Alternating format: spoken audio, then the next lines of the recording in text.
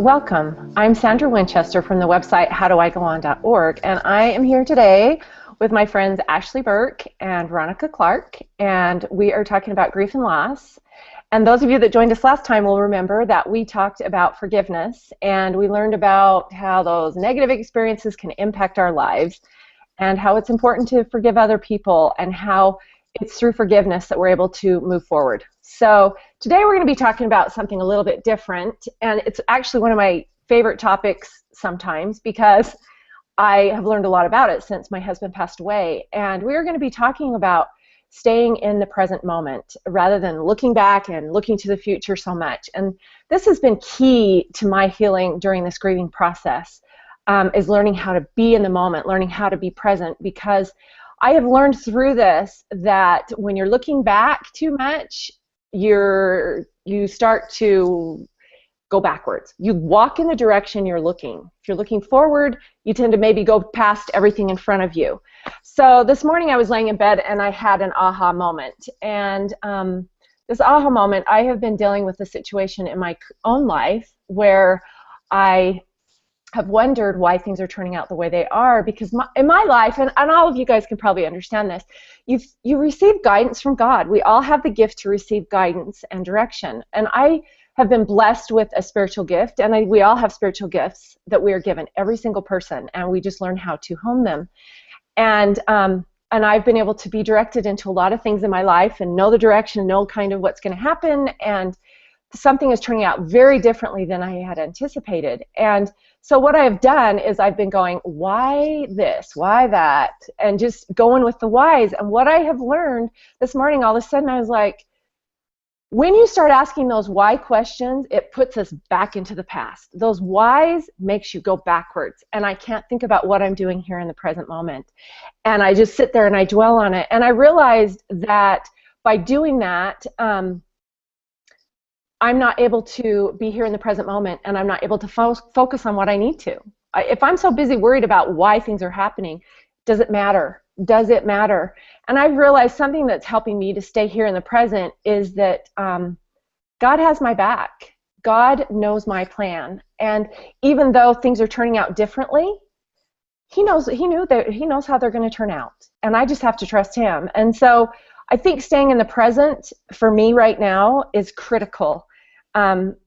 Because when you're grieving any time in life, that's where God can talk to you, is in the present. The past is the past. It's done. The future is the future.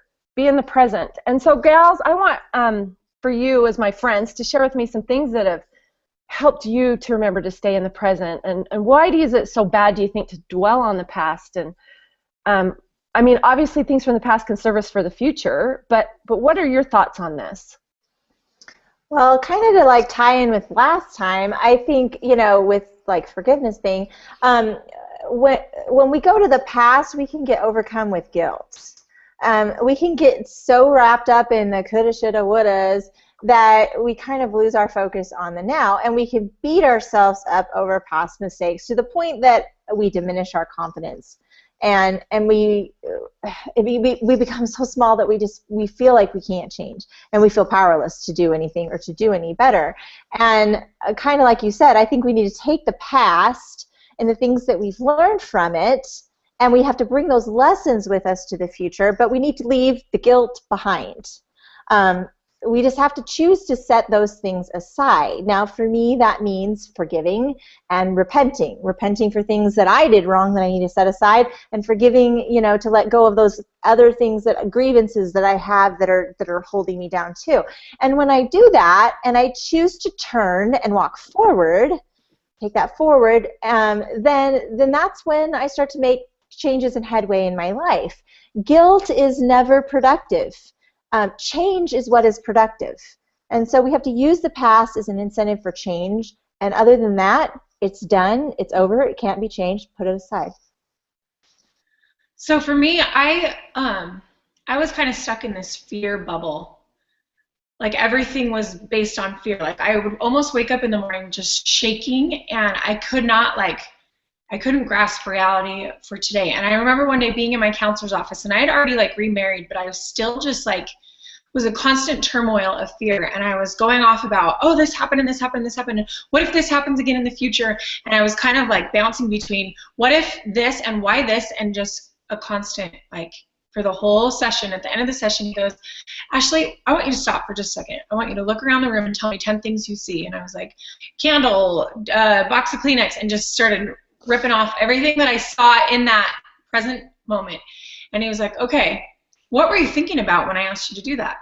And I was like, well, I was just thinking about what's in this room. And he's like, that's what you got to do in your life. This fear driving you so worried about what happened in the past that it's going to happen in the future, and you're not living right now. You are so stuck back then, and what if that you are like not seeing what's going on right in front of you.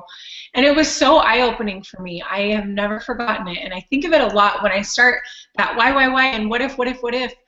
Fear is this driving power that Satan uses to get us to forget about what we have right now, to avoid the things that need us today. Oh, I think you're absolutely correct. In fact, and I love that, and the adversary, the Satan, he's the one that gets in there most of the time, and he's like, he wants us to look back because he knows something. He knows that if we're looking back at the past and we're dwelling on it, then we're not focusing on what we're supposed to be in the present, and he's got us. Or if we're looking too far into the future, he knows he's got us there too, because then we start having fear again, and we start worrying, what about this? How am I going to pay my bills? What about that? What, this, and it gets just out of control. He knows that about us, and so we need to remember, where are those things coming from? We can, and I like, what Veronica said, we can learn from the past. And I think something that's key in this too, that helps me at least to remember to stay in the present, is God is omniscient. He knows all. He knows the beginning from the end and vice versa, and he knows the middle. And I think sometimes we need to remember he's got our back. He's got it. He knows if things are going to happen a certain way, and he knows that other people have agency to choose things. Just because you know something should be a certain way doesn't mean someone else is going to comply with that. And he knows that. He knows what they're going to decide. And so because of that, he's like, you know what, quit worrying so much about this and that. And so I think ultimately we have to, this all goes back to what we have talked about before, is trusting God. He's omniscient and he knows. And if we put our trust in him, he will guide us in that present moment to make those correct decisions so that our future will be okay. It's in the present moment that you decide what the future will be. He's the one that can guide us in that. And I think sometimes we forget that. We forget to turn to him and to trust that he is going to be able to help us through that. It's very key. What do you guys think about, how do you think being in the present has empowered you? How has it empowered you in your healing process? I was just thinking about, sometimes it was always fear and fear keeping you away from the present. But I think sometimes a different tool that the adversary uses is, oh my gosh, it was so much easier back then. And it's going to be so much better when I have this huge dream, and once I accomplish this huge goal, then it's going to be good. So I think, like, on the opposite spectrum, it's also a tool that we're not in the present by dreaming about what once was or dreaming about what could be. Yes. Yeah. I think it's important to, set those obtainable goals and make plans for the future and those goals, but and we need to look to the future in that respect. You have to face forward if you want to walk forward. But, one thing that happened to me a lot, I lamented this future that was lost, and I got so wrapped up in that I kind of lost my hope, and then I just wanted to give up, and that wasn't good either. And we can become so narrow-minded about the future that we can't accept anything different for bringing us happiness. That we can think, I can only be happy and fulfilled if I have this, which is kind of like what you were talking about. We're like, when I get to this stage, then I will be happy. Or we can say, well, I'm never going to get to that stage, so I'm never going to be happy. We have to have, staying present allows me to have a broader, open avenue for the future. Instead of it necessarily having to be this one track, I'm more open to other ways, because there are other things around that can make us happy. And it's not about the future making me happy, it's about being open to what's happening in my life right now that is happy. And I think until we start to see happiness now in the present moment, we will never be happy in the future, because tomorrow is always a day away. It is never today. And so we have to learn to be focused and happy in what we have now and appreciative of that. That is very true, because I was thinking about this. To have hope, you have to feel kind of happiness. Happiness promotes hope. And when I find that I'm the happiest, and this is honest, when I'm the happiest is when I'm in the present moment. Because when I take time to enjoy what's right in front of me, the flowers that are blooming right now. I've been noticing the bright yellow, I think they're forsythias or whatever. The bushes.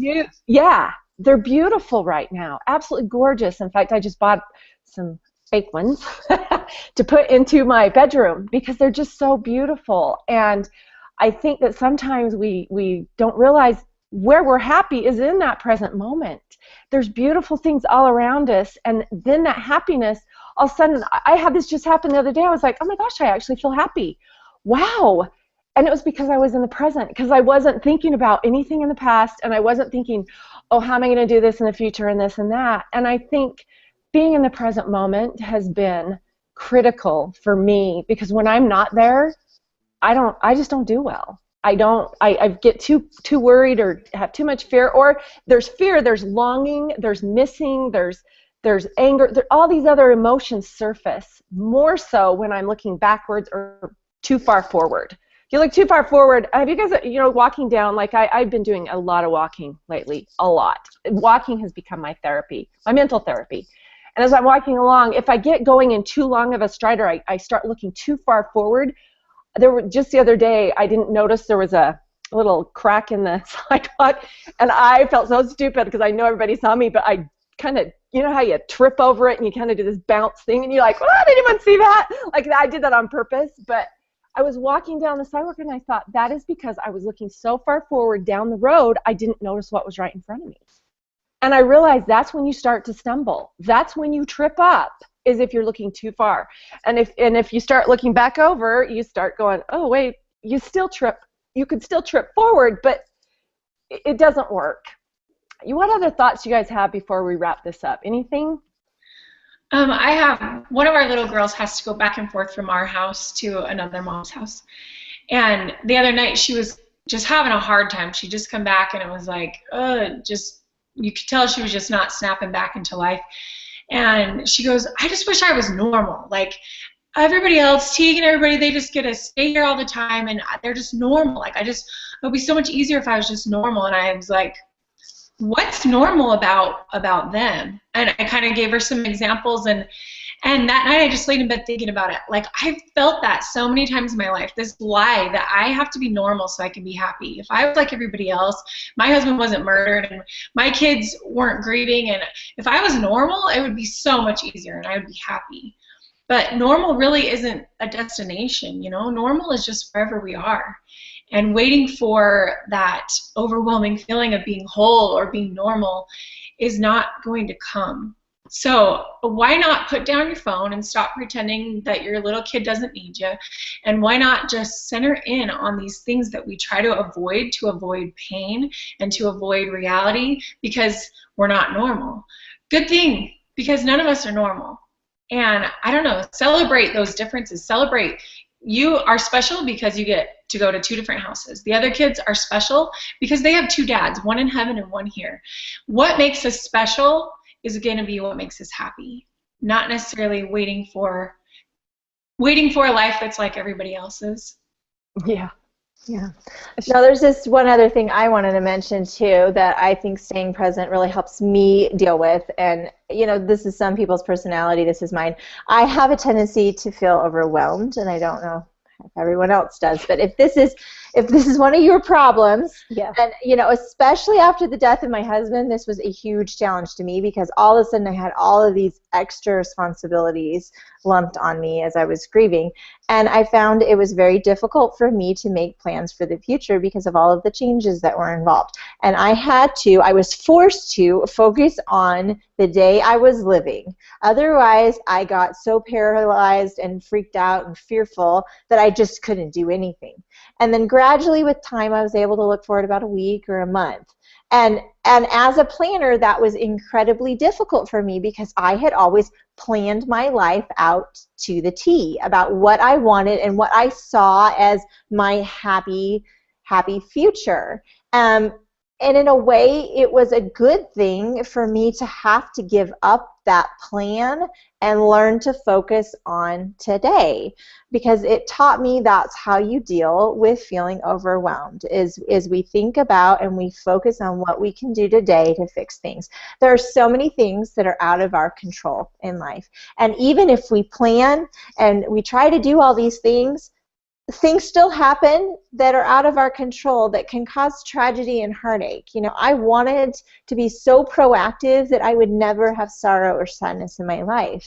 And, I couldn't stop the plane accident. No amount of planning in my, for my future, proactiveness was going to stop that from happening. And so as we learn to be content in the moment, it helps us to kind of deal with those overwhelmed feelings and our feelings of needing to control everything. Yeah, I think those are good points. You guys have given me some more things to think about too. Thanks for your insights. So we're glad that you joined us today, and I just want to leave a thought too. You know what, my friends, if you remember anything too from this, is remember that God is omniscient, and when you start worrying about all those things, you don't need to worry. God's got your back. Next time we're going to be talking about a topic that relates to staying in the present. We're going to be talking about fear, which we've touched on briefly today. So we'll be talking a little bit more about fear next time. We just hope that there's things that you've heard today that have touched your heart that maybe will help you.